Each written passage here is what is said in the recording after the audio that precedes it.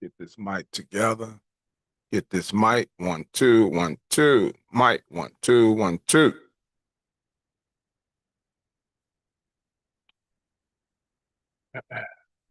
Get this mic together. Get this mic. 1, 2, 1, 2.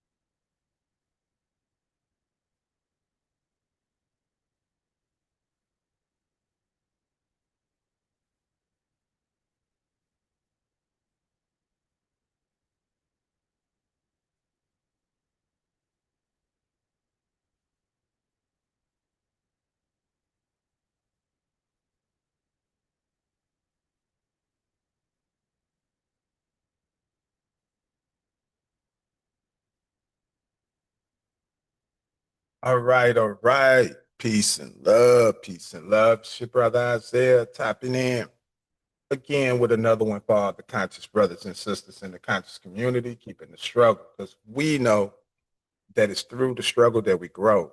Also, I like to state that it is, in fact, a slow process for progress and that the race is it's not to the swift, it's to those that remain dutiful. So make sure you stay in the journey for the long haul. Y'all already know I don't offer any legal advice. I'm not a legal counsel, nor am I an attorney. I'm just your brother sharing with you education and information about my walks and travel. Throughout my journey called life, I like to extend these honors to you. Because when you honor man and you honor woman, you honor yourself. Let's give adoration to the Most High. I like to uh, say that that's the hidden temple of my life and extend that same courtesy, acknowledgement to all of his messengers, prophets. Peace to you, beloved brothers and sisters in grand rising. To all of those who are conscious and awakened in this day and in this time. I commend you all for being awakened, being aware, because that's that's one of the most important elements about today's society. Understanding fear. Fear is your biggest enemy, and that's what the enemy uses is fear. A lot of people live in fear, and fear is uh, restricts your willingness to do something. You know, your will is your ability to act on what it is that. Let me stop this for a minute. So the will is the ability to act on thought, right? So when you have a thought or something comes to mind, your ability to act on it is considered to your will, your willingness to act. And that usually comes from desire, depending on how great you crave or you yearn for a thing, would determine your ability to go about getting it, right? So uh when we dealing in this system, you got to understand that fear is one of the biggest tools that they have is to put fear in you. Once you have fear in your vessel, then it restricts the vessel's ability to respond, react. It's like somebody say freeze, you freeze up. You know what I'm saying? That's basically what it does to you. Fear make you, it freezes you up. It puts you at a state of where you don't know what to do. You know what I'm saying? So you don't want to ever be restricted in thy will. Whatever it is that you will, you want to be able to act on it, right? And that's called your will. So your willingness. So what allows you to get past fear is knowledge. It's not so much about how many times you can watch a video or hear what this brother or this sister has to say. That's their knowledge. That's what they've learned, and that's what they're giving to the people as far as expressing back out to the public. in order to, help other people, something similar to what I'm doing here now today. But this is my knowledge. You have to obtain your own. Now you can't get knowledge from me and then you make that your truth by probing it, by researching and doing your thorough investigation on that same information provided to you by me, and then you take away from it being my truth to being your truth because you've confirmed it to be accurate, correct. And then that's what gives you standing to stand in the truth. Now you got to understand that we dealing with a wicked, wise ruler. Satan is not, all right, you got difference in Satan and then you got devils. Like a lot of people don't know that Satan create devils. So when you dealing with, different levels of demons and evil, you really have to be cognizant of how it works, because a lot of people look at the devil and Satan as the same, but they're not. Similar, but kind of different in characteristics and ability and influence. You see what I'm saying? The devil is detrimental to itself, and Satan is detrimental to others. And it's very important that you understand the difference and you're able to identify such characteristics amongst the populace, because these characters are all around us at all times. So get knowledge. When you get knowledge, you get wisdom. And in wisdom comes understanding, comprehension, and application, and able to effectively utilize what it is that you're learning, because a lot of people are looking like, one thing about Satan, right, is that he's the arch deceiver. I mean, he's not normal. In order for somebody to create a system to the point to where everything was to your benefit, everything was actually for your benefit, but because you were not able to accept the benefit, it becomes an obligation against you for non-acceptance. That's very powerful, man, because when you think about it, you in debt because you choosing to be in debt. You in bondage because you choosing to be in bondage. And it's like in your mind, you saying, no, I'm not. I don't choose to be. But if you didn't, then you accept the wealth. You accept what's being provided or what was requested. I mean, you are a requester of goods. Like, I don't get it. Let me give you an example. If you really take out time to really focus in on the narrative of what it is actually that's taking place when you're entering into agreements, really comprehending what's taking place, man, it's detrimental to your because your perception determines the outcome. So what am I saying? I'm saying that you must have a proper perception. You can't have any impairments, to where you're not able to discern what's actually being said, right? Things like that.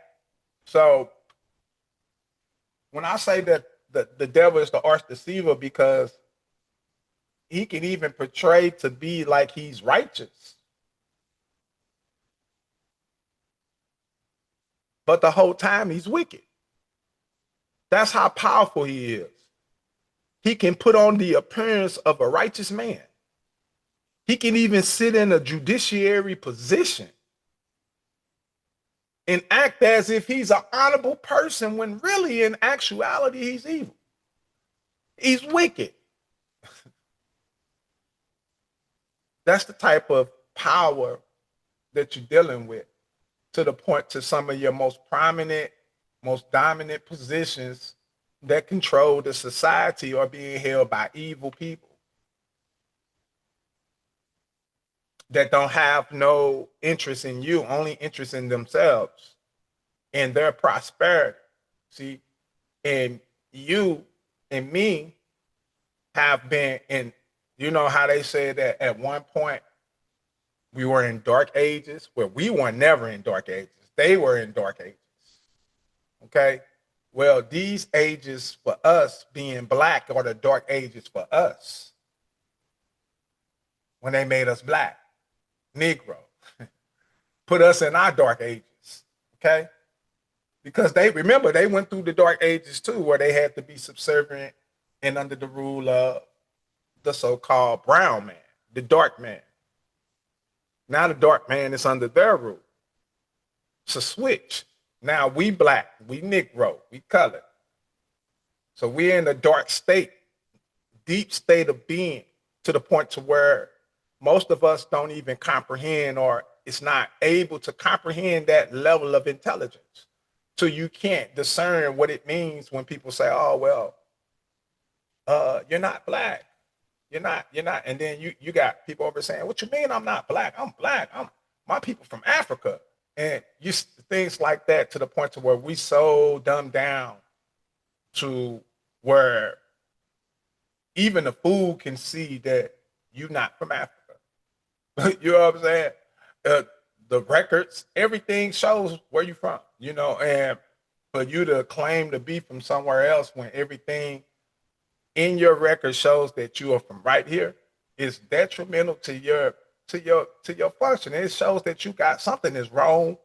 Something is definitely wrong. Either you being easily influenced, and they say one thing about the righteous people is that they are easily influenced into what's wrong, but hard to lead into the right direction. So whenever somebody's coming with information to lead them in the correct way, they have rejections. They have, cognitive dissonances from what you're saying. They don't want to accept. They have an issue with it. Some people say, "Oh, well, just pay your debt." You see what I'm saying? But debt is sin. And the book tell you that to be in debt is to be in sin. So to pay debt is to tell me to continue in sin. Okay?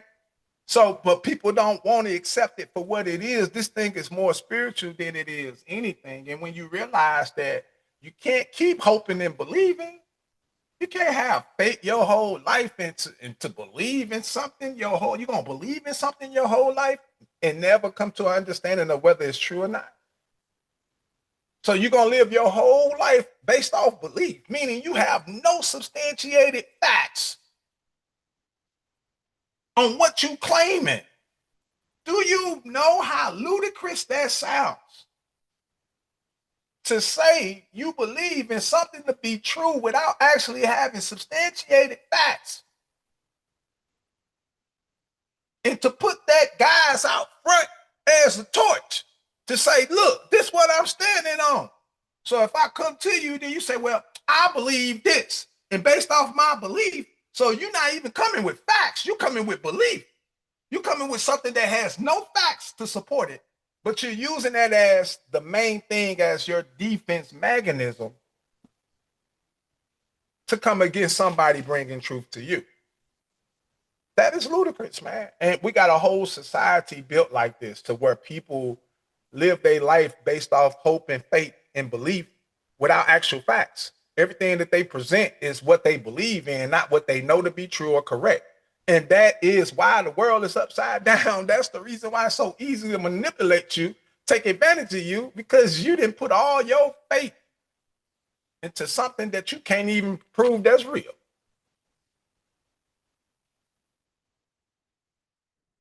Sad, but it's true. It's sad, but it's true, because a lot of y'all say your God has failed you.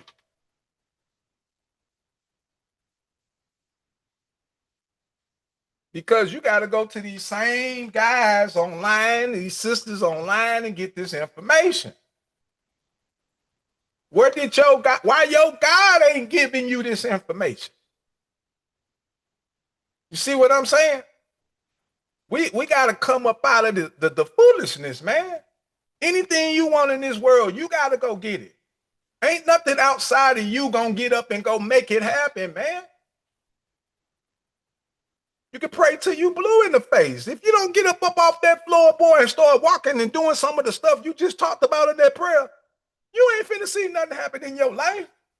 You gotta activate those words into action.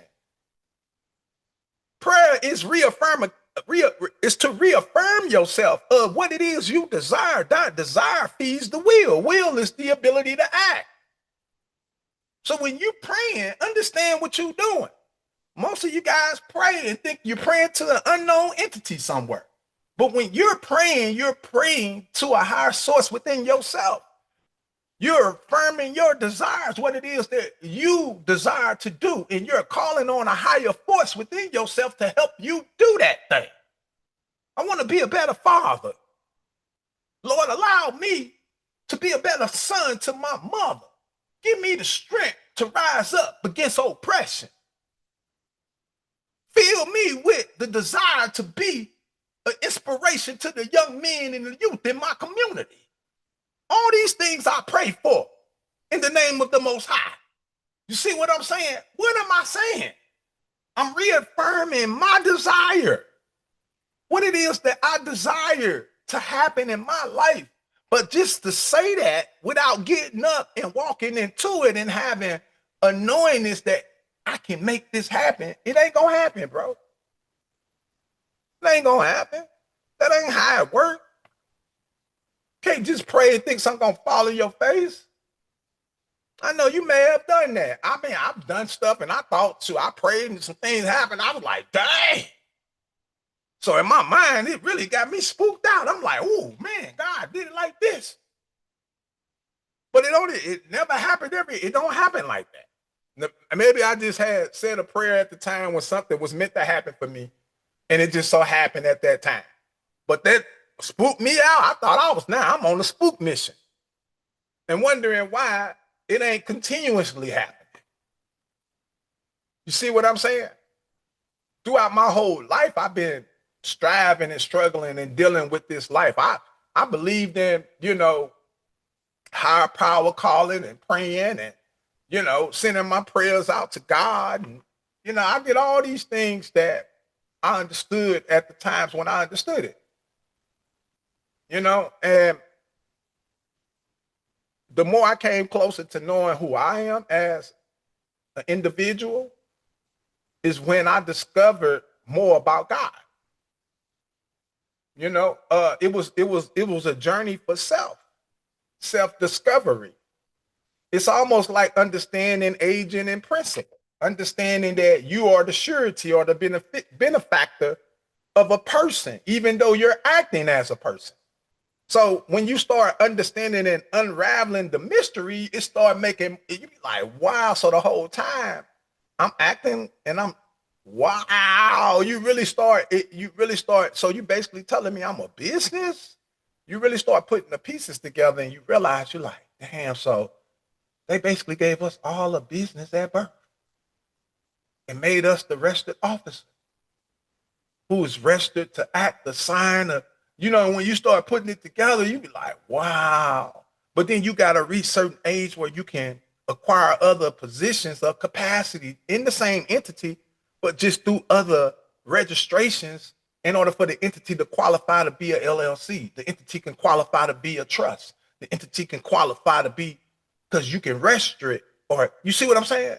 That's the benefit of it. You can put some information from a record that you already hold into a system and come out with a new record where you under the same name is now an agent.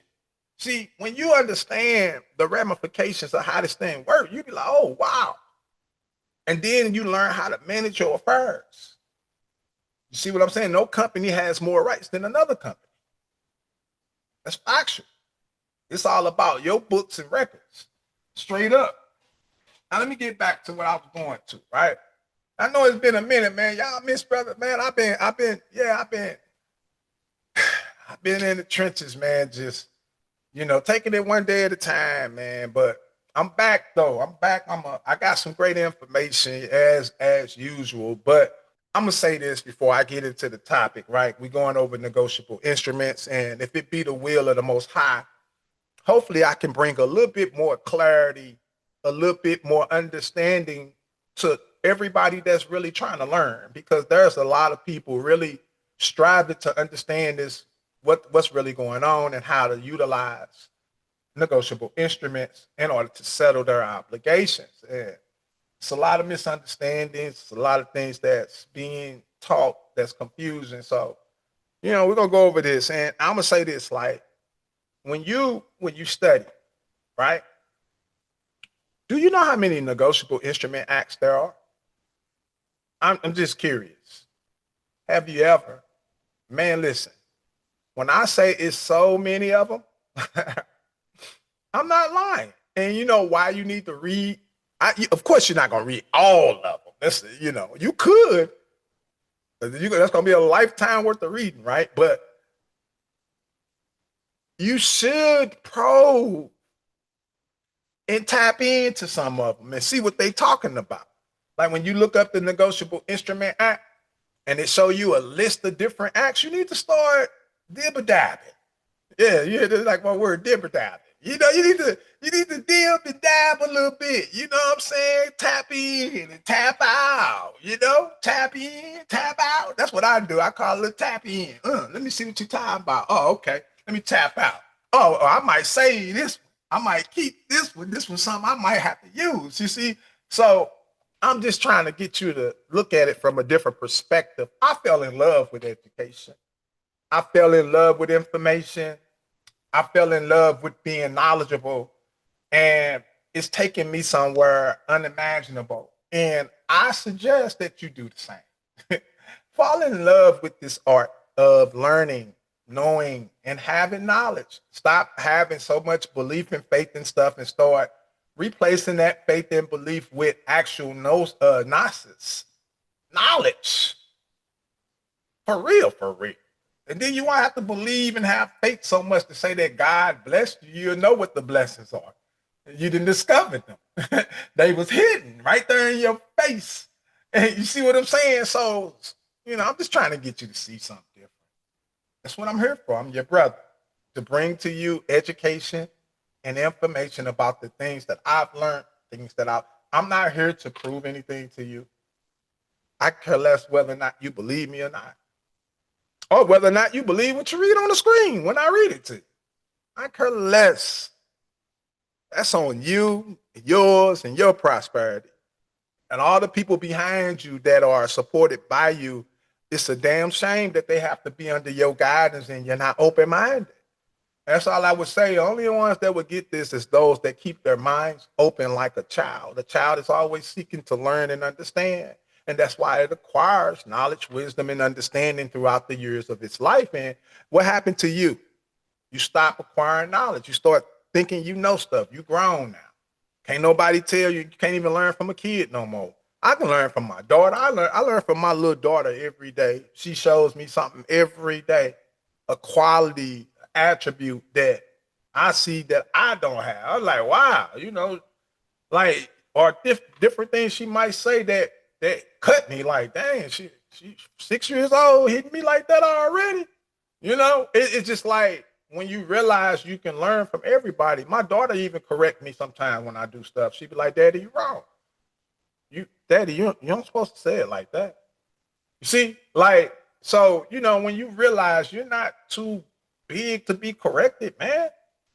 What? Dude, none of us, man, and some of the youngest amongst us will put you in your place, whether you understand that or not. You better understand what God is. Hey, listen, I'm trying to tell you something. And you better wake up and realize why you need to protect the children. Sought out to kill all the boys under 2 and under. Huh? Yeah, all right. Keep playing.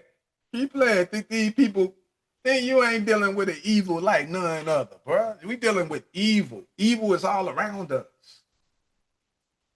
In our courtrooms, in our penitentiaries, in our prison houses, in our restaurants, in our community stores, convenience stores. It's evil all around us. They're selling bread that don't even mold anymore. Come on, man. Wake up. Wake up. All right, so this is a Negotiable Instrument Act of 1881.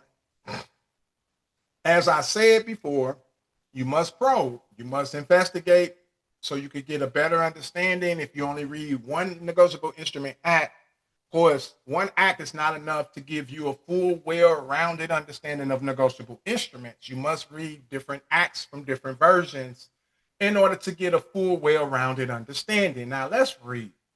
Now, it says, every negotiable instrument shall be governed by the provisions of this act, and no usage or custom at variance with any other such provision shall apply to any such instrument.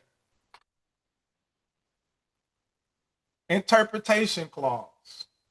In this act, unless there is anything repugnant in the subject or content, right? It says, hey, an accommodation party means a person who has signed a negotiable instrument as the maker, the drawer, the acceptor, or endorser without receiving the value thereof, and for the purpose of lending his name to some other person. Okay, so hold on, let's talk about that. So what do you mean lending his name? Can anybody explain to me? So an accommodation party, so you're accommodating somebody else, right? And when you sign the instrument drawn up by the drawer, you're either signing as the maker, the drawer, the acceptor, or endorser. All right. I guess these different positions is the ones you get to choose. You the one who determine which capacity you're signing in. Okay. But it says right behind it, without receiving the value thereof. So what does that mean?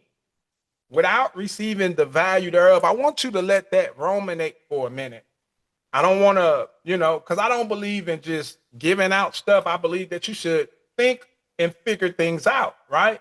So it's saying that you sign as some kind of maker, drawer, acceptor, right? Or you were some kind of endorser, but you didn't receive any value of the instrument that you signed. So basically, when you sign, you're supposed to receive something, right?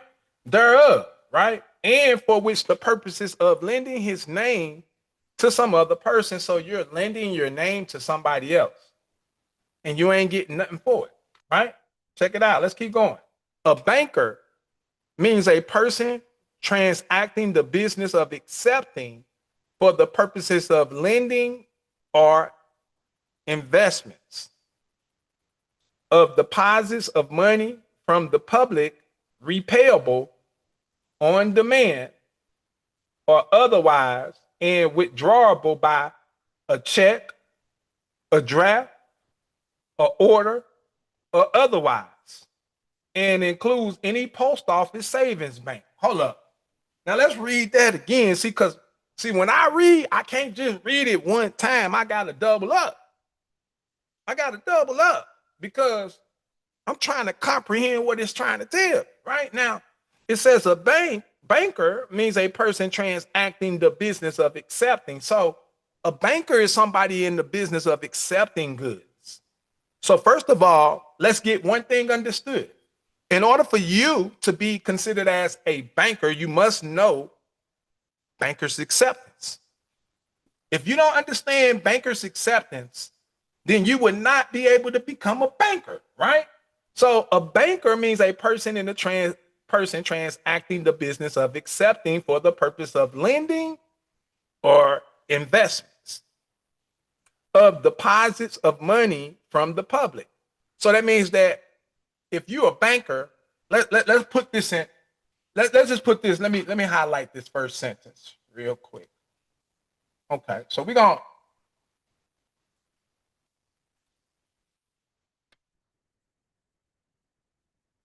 stop right there. Oh, come on, what they doing? Huh? Why is it even? No, because it's the way I guess it's the way I am, the way I got it set up. All right, so let me read it again. So a banker is a person transacting the business of accepting for the purposes of lending or investments, right? Of deposits of money from the public. All right, so a banker is somebody who's receiving deposits of money from the public. Say, I need a lease. Why? Because I want to purchase an apartment, right? So I need a lease because I need rents. The lease provides rents. So I put in an order for a lease. Why? Because with the lease comes the rents. And then I can pay the rents to the landlord, right? And then that allows me to, actually, you're not paying for the apartment, you're actually paying for the lease. You're trying to purchase the lease by paying the rents toward the lease, to buy the lease from the landlord in order to purchase the property that he's trying to lease out. You see what I'm saying? So we've been taught wrong. Of course, they made sure we didn't understand that. But let me wake you up, though. So when you purchase from the public money, right, from the public, you put in an application. You're applying for public funds, okay? Whether you call it a lease, whether you call it a license, whether you call it a mortgage, I don't care what you call that transaction, understand what's actually taking place, all right? You put in a request for public funds in order to deposit those funds or use those funds for whatever purpose, right? Now it says the funds, the public funds are repayable on demand.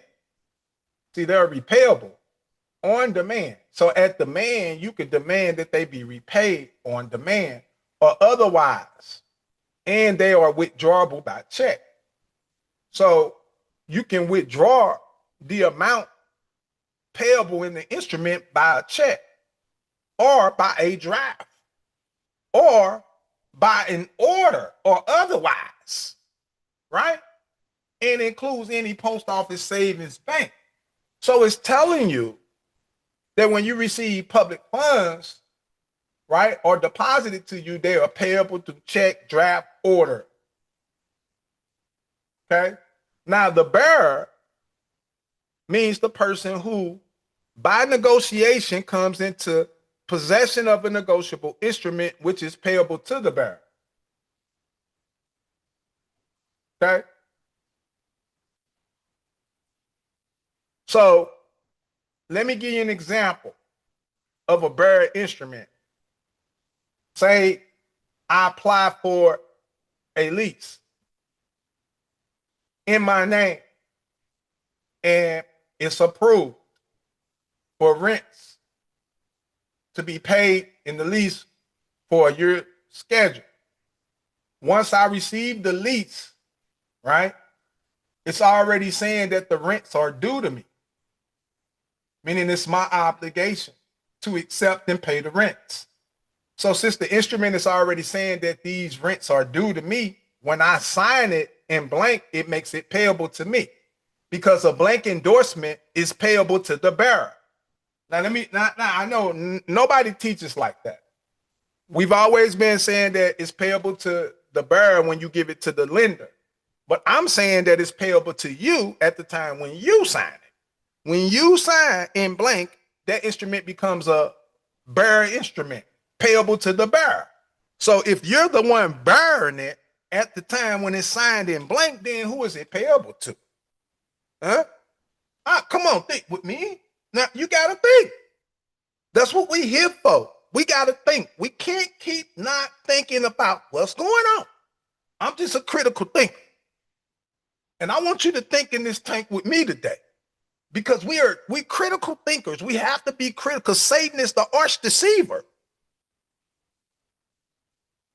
Understand what I'm saying? Let me read the bearer again.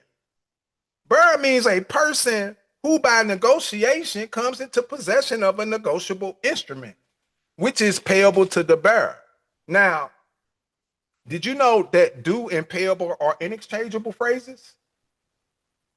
You don't believe me? Well, you know, Brother Isaiah, I'm in the business of show and prove. I'm from the show me state.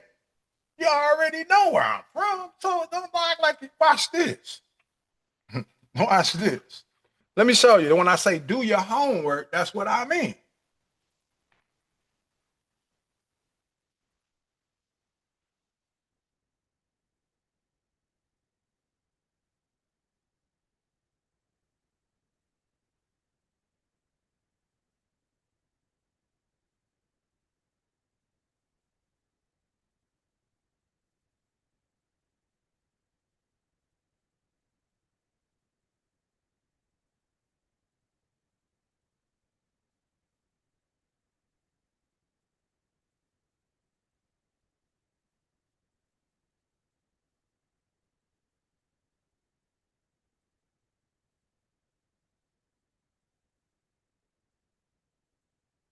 All right, make sure y'all see this. So to understand doing payable interchangeable terms, consider the key points. This phrase typically refers to obligations that can be settled in a different form than cash. So it's saying that it can be settled in a different form than in cash. It implies that the payment can be made using goods, services, or other assets. Now look, now I don't see that's what I mean. When I say you follow somebody, or when you look up to somebody that's guiding you and you put in your all, your family, everything is behind this. They got to show facts, man. They got to show you how they coming up with this information. If I'm on here telling you something, I should be able to. I should know what I'm talking about. Like I'm not making this up when I say doing payable or interchangeable phrases. I'm telling you what I know to be true and correct. I'm not guessing. I'm not guessing. I know what I'm saying is right, and I can prove it. And in proving it to you, it reveals to you information that you didn't know. And it helps you grow in your understanding. Why? Because I'm showing you how you investigate and probe the information, how you break it down so you can understand what it's saying. Okay? Let's keep going. Now, y'all make sure y'all share out the live, man. Share the live out. Make sure if this is your first time, you hit the subscribe button and tell your friend to hit the subscribe button. Y'all help me get out to many more people, man, because like I've been doing this for a while and I've been trying to, you know, get to the right people so that, I can actually show some things that I have, right? But you guys, y'all gotta help me get to that place. You gotta help me share the videos. You gotta subscribe to the channel to help me get more subscribers, things like that. Showing that's how you show your support. And this is how I show my support is by helping you understand, coming on and giving a live lecture and breaking things down for you so that you can have a better understanding of what we're actually dealing with. Okay. And if you want to learn more about what I'm teaching, go to buildingbetterminds.info and you can sign up. You can become a member. You can grow with us in a classroom where individuals are actually learning how to exercise their rights. This is not something that happens overnight, y'all. This is something you must learn. This is something that you must acquire. It's a skill. It's like it ain't something you put on and take off. This is something that you're going to add to your lifestyle. It's going to become a part of your family routine now. This is something this mandatory. All family members, we must study, we must do certain things now. Why? Because we realize what's going on. So this becomes a requirement. Okay. Now check this out. So due and payable, right? It implies that the payment can be made using goods, services, or other assets. So when something is due and payable, it don't necessarily mean you have to pay it in cash. Do you understand that? Are we clear on that? Just alone, right? The term of exchange should be clearly defined in the agreement. Both parties agree on the value of the exchangeable terms. This agreement can provide flexibility in fulfilling financial obligations, ensuring compliance with legal and regulatory requirements related to such exchange.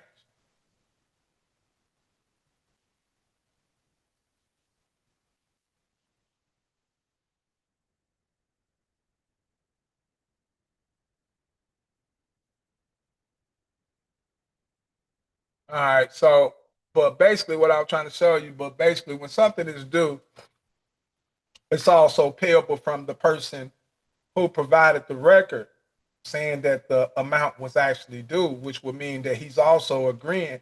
If I'm T-Mobile and I send you a bill saying $250 is due on the 15th, I'm also agreeing that that's also a payable balance that you're entitled to because due and payable are exchangeable. So I'm also agreeing that I will pay that balance if you were to accept it because I'm telling you that it's due to be paid. Right now, delivery means the transfer of possession, right?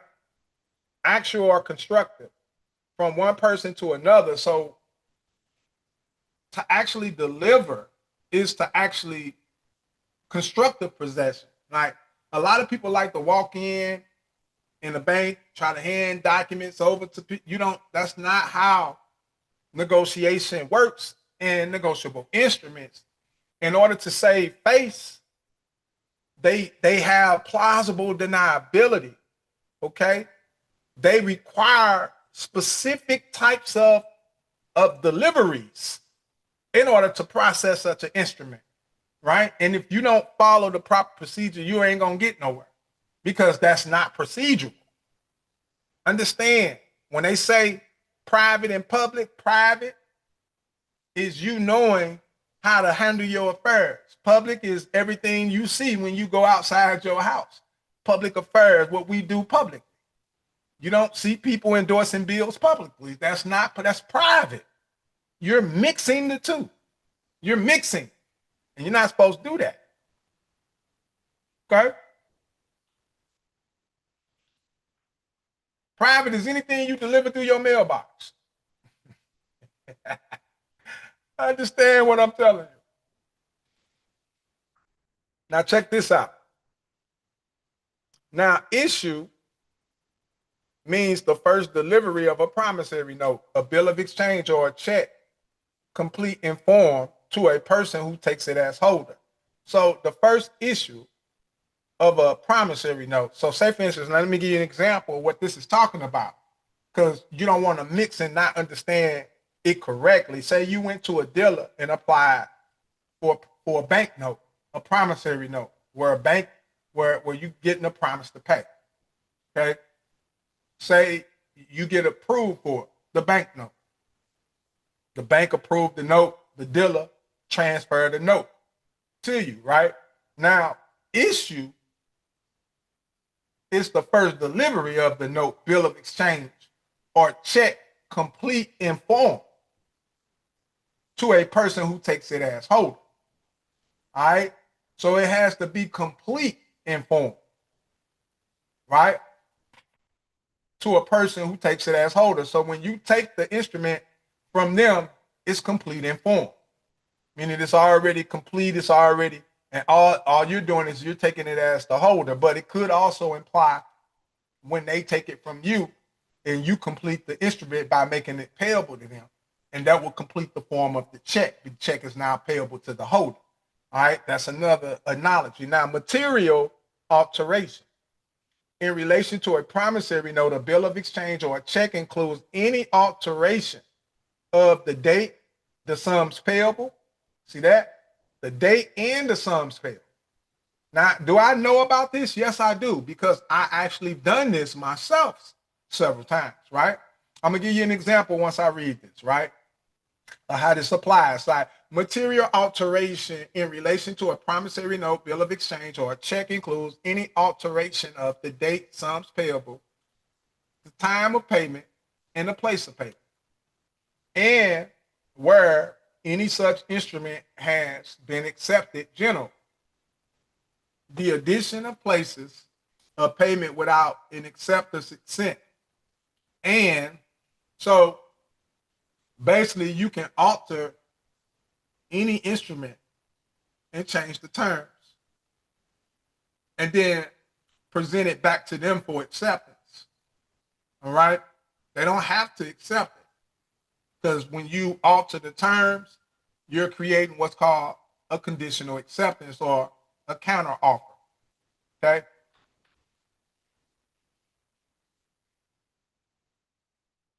Notary public includes any person appointed by federal government to perform functions of a notary public under the Act and a notary appointed under the Notaries Ordinance Act. A promissory note. A promissory note is an instrument in writing. Now look, you see what it says right behind that? It says not being a bank note. What is a bank note? A bank note is a mortgage. A bank note is a lease. A bank note is any note being funded by a financial agency, where it's being financed or backed by that agency. That's considered as a bank note, right? So a promissory note is not a bank note. And how do I know? Because I've actually paid off overdrafts using promissory notes with a bank, right? Now check this out. A promissory note is an instrument in writing, not being a bank note or a currency note. So what kind of note is it then? If it's not if it's not a bank note and it's not currency, then what the hell is it? And it's in writing too? Oh my God. Did I just tell you how to pay something? Oh, look. See, but that's why I say you gotta read, man. You gotta read. You can't just keep going by what people tell you. You gotta go in here and find that truth for yourself. You gotta go dig in the trenches and come up and scrape up and say, oh, I got it now. You can scrape up a couple of pieces of gold by going into the trenches and digging and finding some of that substance that's in there. See, this part that you see on the screen that's in parentheses, that is very powerful. You know why? Because it reveals to you what type of note we're dealing with. Okay. A lot of people would, because you got banks and stuff say, oh, we can't accept. You're a damn lie. You're a damn lie. You're a damn lie. And it don't have to be on no bond paper.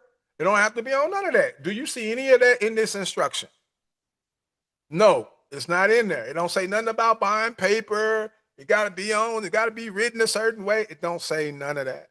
It says that it's an instrument. It must be an instrument now. And it must be in writing. Okay? Can you do that? Can you do that? Can you get an instrument? Can you put it in writing? Right? And the instrument that I'm talking about, I ain't talking about one you endorsing on the back and all that. I'm talking about an instrument you make yourself, right? Separate from any other instrument that you got in your possession, something you make up. Can you do that? Something that's not a bank note, something that's not a currency note, something made from your residence by you. Can you do that? Huh? Can you?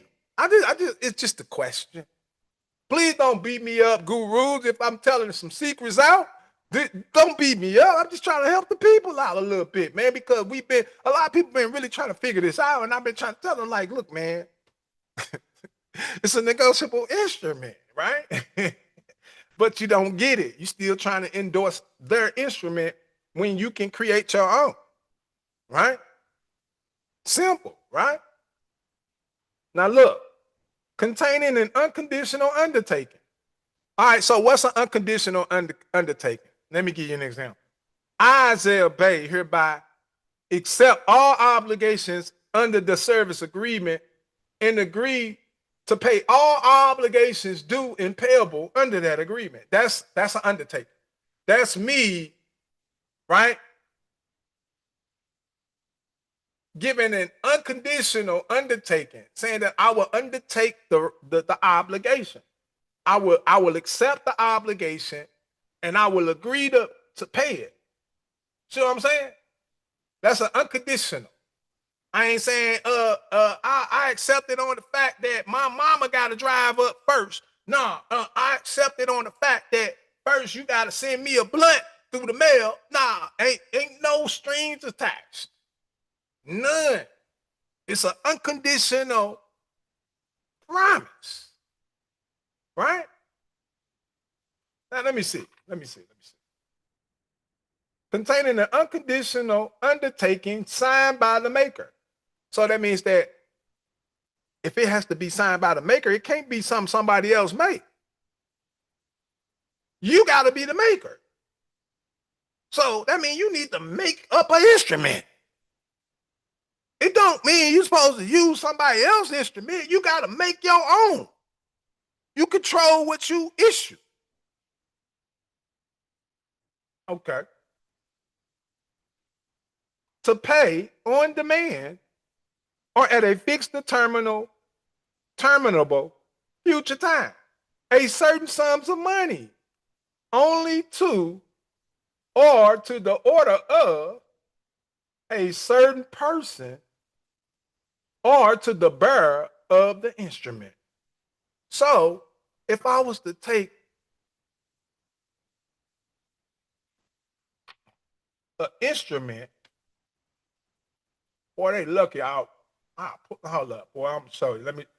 We're gonna get busy today. Let me pull some stuff up. Cause I'm gonna show y'all a couple of things, right? We're gonna get down to the nitty-gritty. Let me organize y'all, and then I'm gonna come back to y'all here in a second. Okay.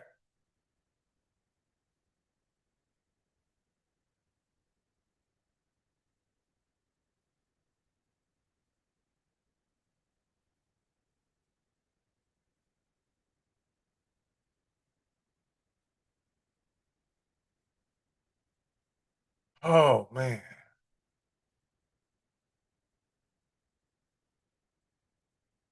I was trying to figure out how they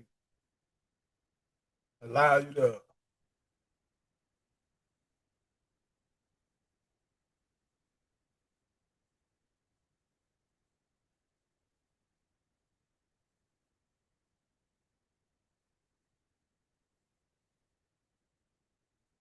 Mm,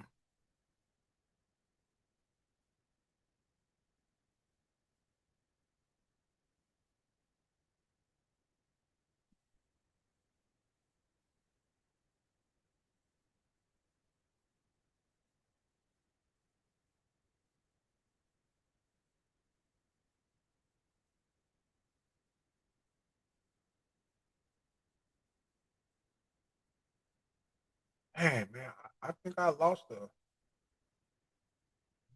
few documents, or they might be on another account. I think that's what it is. Yeah, they on another account. I'm gonna have to figure out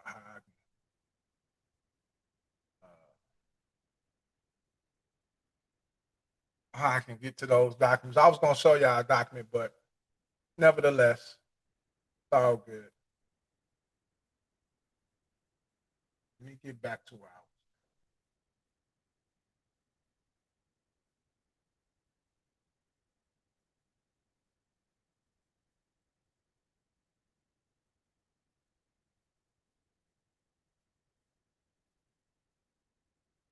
All right. So let me sure y'all can see the screen.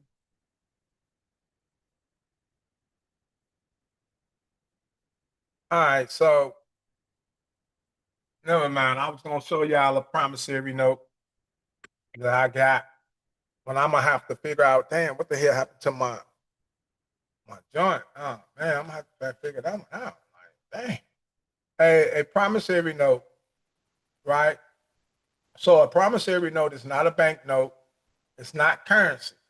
Okay. It's something that's created by you, the maker, right?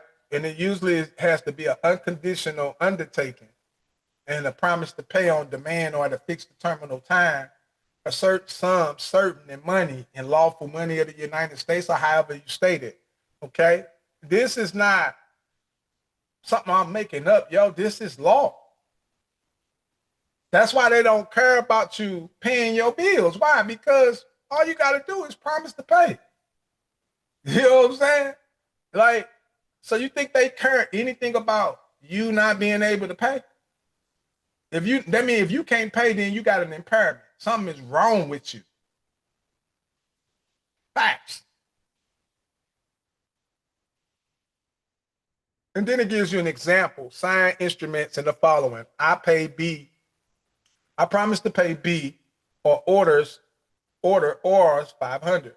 I acknowledge myself to be indebted to B in R's 1,000 to be paid on demand for value received. I promise to pay B R's 500 and all other sums which shall be due to him. I promise to pay B R's 500 first, deducting thereout any money which he may owe NE. And I promise to pay B's R's 500 7 days after my marriage with C. I promise to pay B's R's 500 on D's death, provided by D leaving me enough to pay that sum. I promise to pay B's R's 500 and to deliver to him my black horse on January the 1st. It says the instruments respectively marked A, B are promissory notes, and the instruments respectively marked C, D, E, F, and G, and H are not promissory notes. So the only two instruments are A and B, which are promissory notes. I promise to pay B or order R's 500, right? Or it says, I acknowledge myself to be indebted to B in R's 1,000 to be paid on demand for value received. So those are the only two forms that they consider as negotiable that constitutes a promise to pay. Okay? It's very important. You just got to do a little study, a little homework on it, right? Now, a bill of exchange is an instrument in writing containing an unconditional order signed by the maker directing a certain person to pay on demand or at a fixed determinable future time a certain sums of money only to or to the order of a certain person or to the bearer of the instrument. So it says, when it says to pay to the order of a certain person or to the bearer of the instrument, when it says to the bearer of the instrument, when you're drawing an order to pay to the bearer, whoever's bearing your note. So if T-Mobile is the bearer of my promise to pay, then I'm making it payable to the bearer. See what I'm saying? Understanding the lingo, understanding what's going on. So a bill of exchange is also a written unconditional order. Okay? Understand it, and a bill of exchange is not a banknote. It's not a currency note. It's the same thing as a promissory note. It's an unconditional order in writing, signed by the maker to pay or directing another person to pay a certain sums of money at a fixed or determinable future time, right? And the money is only to the order of a certain person, which could be yourself, or the bearer of the instrument, could be the holder holding your instrument. A promise or an order to pay is not conditional within the meaning of this section and section 4 by reason of the time for payment of the amount or any installment thereof being expressed to be on the lapse of a certain period after the occurrence of a specific event, which, according to the ordinary expectations of mankind, is certain to happen, although the time of its happening may be uncertain, right? So they saying that you promising to pay or you issuing the order to pay something you promise is something that certainly should happen. If a man gives a promise to do something, he should do what he promised. If you promise to pay that amount, then why you ain't draw an order or a promise to pay it? You see what I'm saying? So it should be something that in the normal expectations of mankind, man, come on, bro. Come on, sis. You come on now. Can't be going out giving out no false promises now. Can't be going out here doing that now. We bigger than that now. We didn't roll past that. We don't give out false promises or empty promises. We fulfill our promises, okay? Fulfill your promise. Word is bond and bond is life. You'd rather die before your word falls short. Okay? For sure. Understand what I'm telling? All right. Now it says the sums payable may be certain within the meaning of this section in section 4, although it includes future interest or return in any form, other form, or is payable at an indicated rate of exchange, or is payable at a current rate of exchange. And although it is to be paid in stated installments and contains provisions that on default of payment of one or more installments or interest or return in any form, the whole of the unpaid balance shall become due. So the unpaid balance shall become due if any installment of its balance is not applied. So the unpaid balance, right, is the amount you promised to pay. That's the amount when you signed the instrument that you was promising you was going to repay back. So when it says or on return in any form, when they got it in the blocks and it says on return in any form, on return is you returning back the value in any form in order to repay the loan, right? Now it says a promise or an order to pay is not conditional, nor is the sums payable uncertain within the meaning of this section or section 4 by reason of a sum payable being subject to adjustment for profit or loss, as the case may be, of the business of a maker.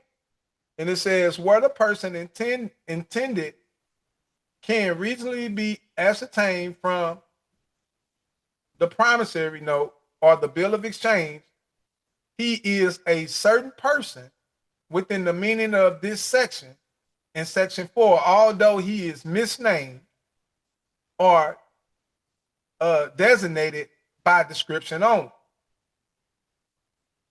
In order to pay out of a particular fund is not unconditional within the meaning of this section, but an unqualified order to pay coupled with an indication of a particular fund out of which the drawer is to reimburse himself, or a particular account to be debited, right, to the amount, or a statement of a transaction which gives rise to the note or the bill is unconditional, right? So if you was to send a statement showing a transaction is to take place on a specific date concerning a specific amount of money or value to be delivered or paid, right?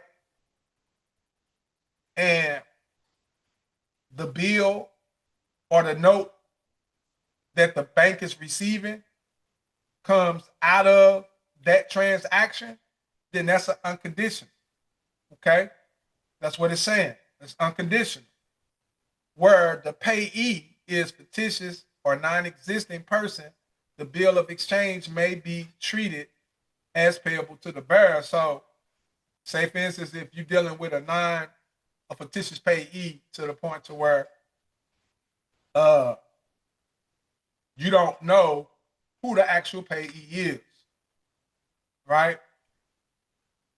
It's unknown, right?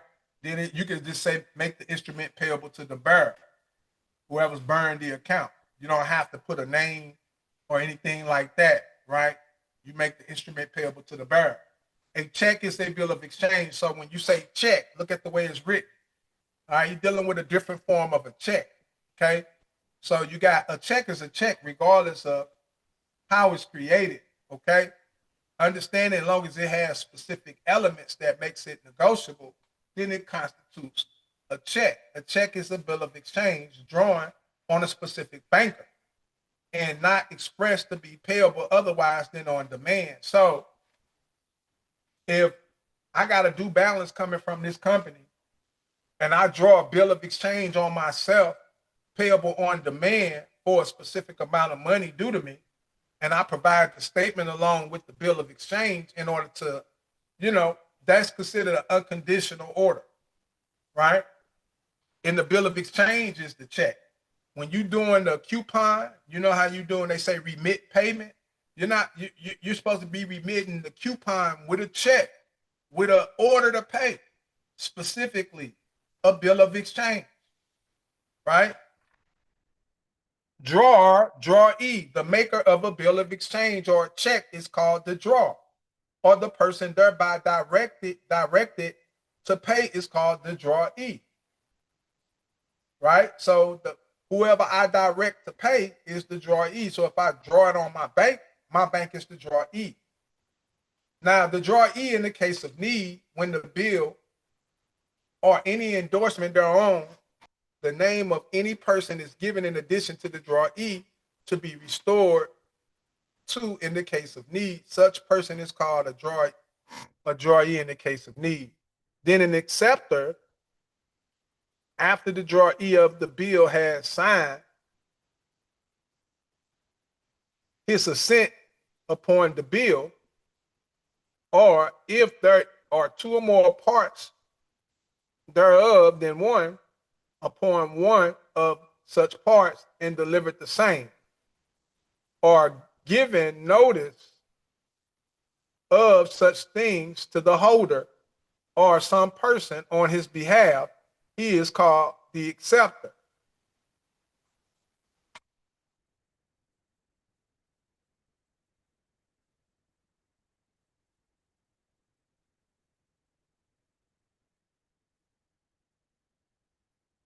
So it's basically breaking down the roles so you understand the roles, right? So the acceptor, after the drawee of the bill has signed it, his assent upon the bill, or if there are more than one parts thereof than one, upon one part of such parts and delivered the same, or given notice of such signing to the holder or to some other person on his behalf, he's called the acceptor. Acceptor for honor, when a bill of exchange has been noted or protested for non-acceptance or for better security, and any person accepts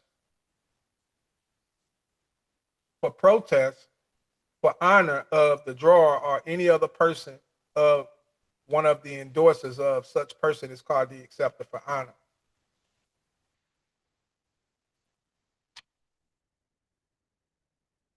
All right, so all this stuff right here. So when you get to going in here, get to going into like the negotiation and how the check is payable and expressed to a particular person, right? And it's telling you how a promissory note, see right here, a bill of exchange or check is payable to the bearer, which is expressed to be so payable, or on which the only last endorsement is an endorsement in blank, right? Where a promissory note, bill of exchange, or a check is either originally or by endorsement is expressed to be payable to or to the order of a specified person, right? And not to him or his order, right? It is nevertheless payable to him or his order at his option. So like you can pay, you can receive a bill, sign it, and then draw an order to pay it and pay that order to another party besides paying it to yourself as the one entitled to receive the balance in the instrument. So that's what it's saying. So negotiable instruments are self-created instruments that are not banknotes or currency notes that are used to settle debts or currency obligation, because currency is an extension of credit, which means that it can be settled by a promise or an order in the correct form, which will be negotiable to be accepted to settle that obligation.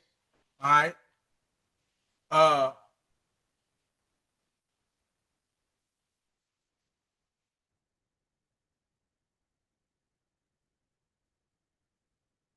all right. So right here is talking about endorsement.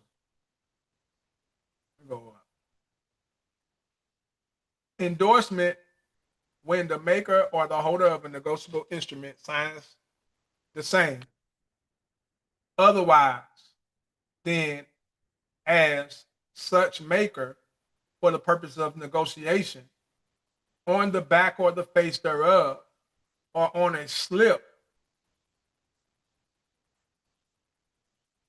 of paper annexed thereto, or so signs for the same purpose a stamped paper intended to complete as a negotiable instrument, he is said to endorse the same, and it's called the endorser.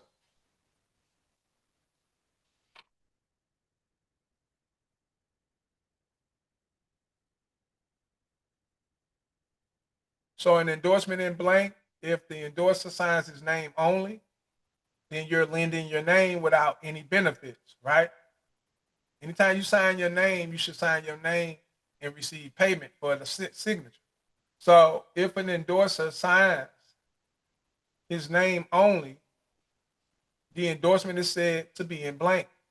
And if he adds a direction to pay the amount mentioned in the instrument to or to the order of a specified person, the endorsement is said to be in full.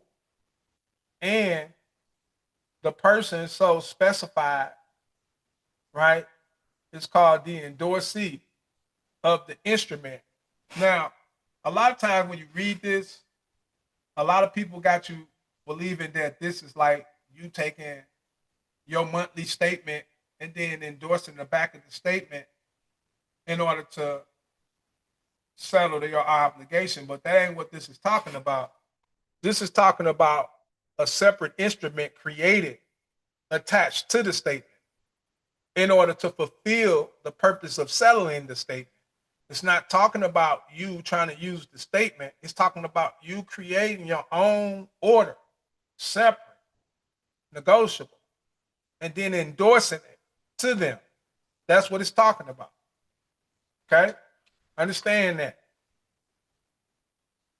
The provisions of this act relating to the payee shall apply with necessary modifications.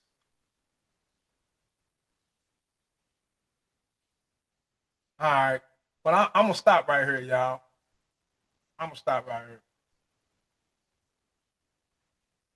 So, you stop.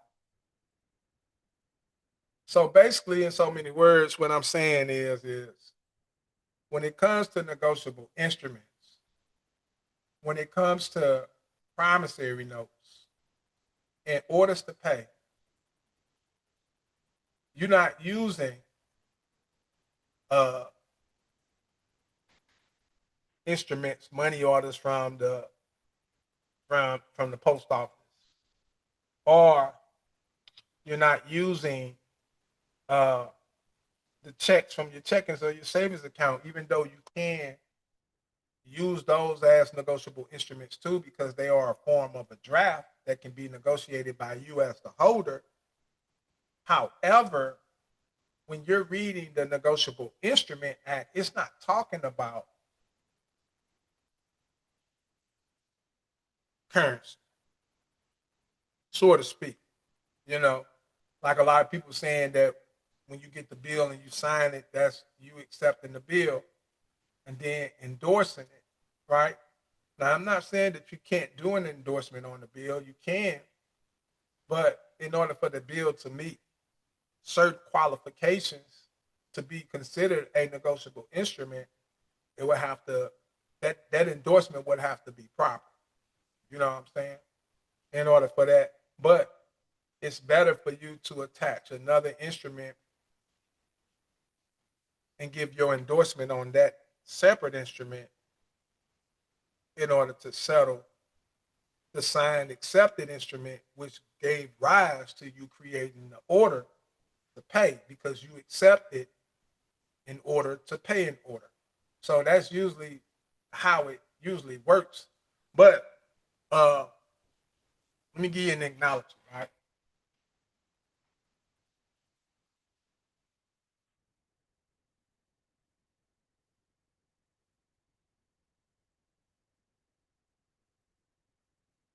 So say for instance,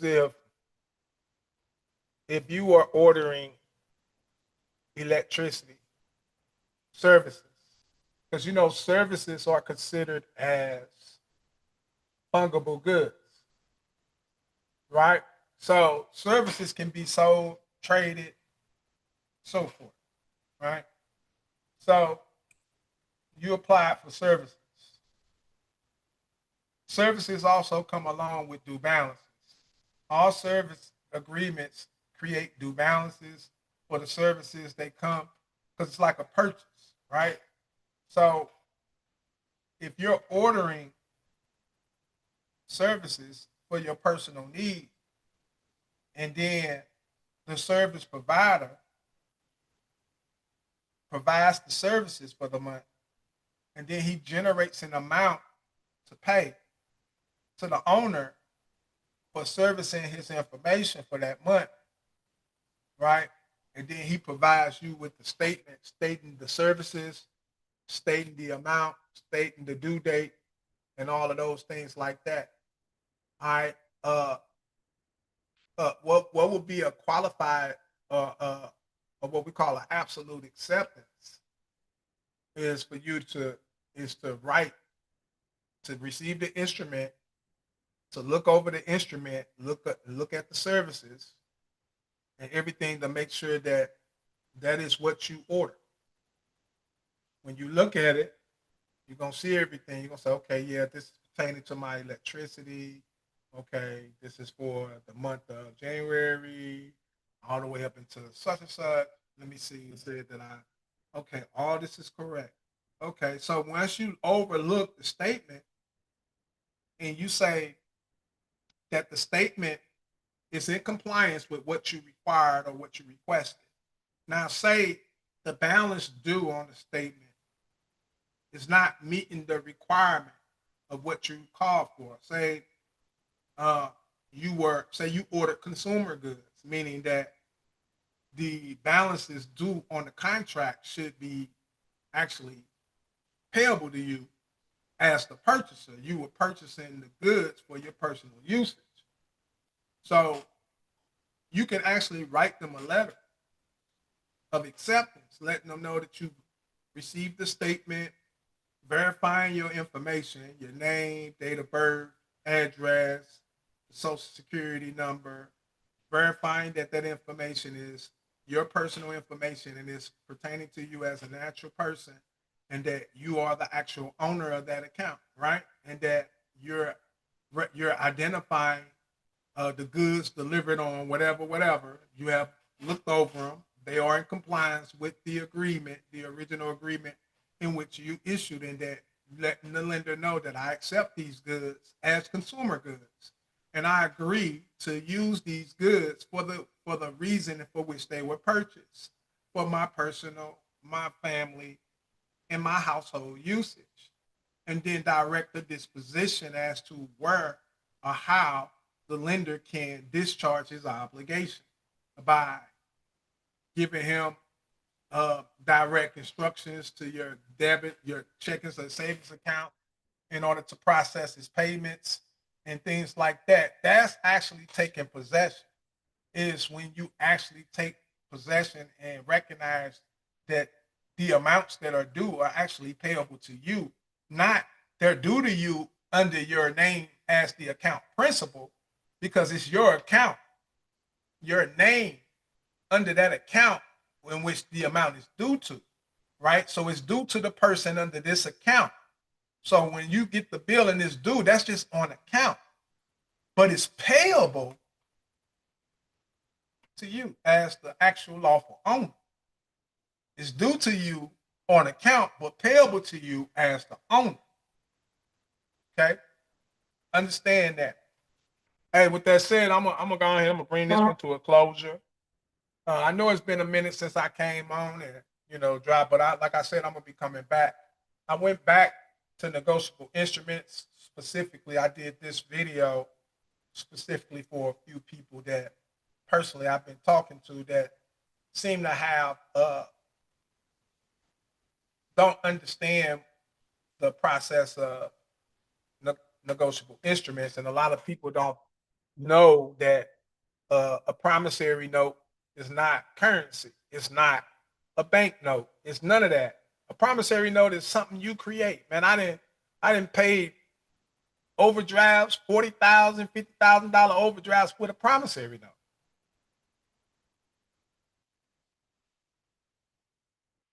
A simple promise to pay, written up correctly, covering all the grounds in which the Negotiable Instrument Act said must have, making sure it's proper. Man, this is common. This is common. You know how easy it is for you to go clean up your credit report? How easy it is for you to settle those obligations?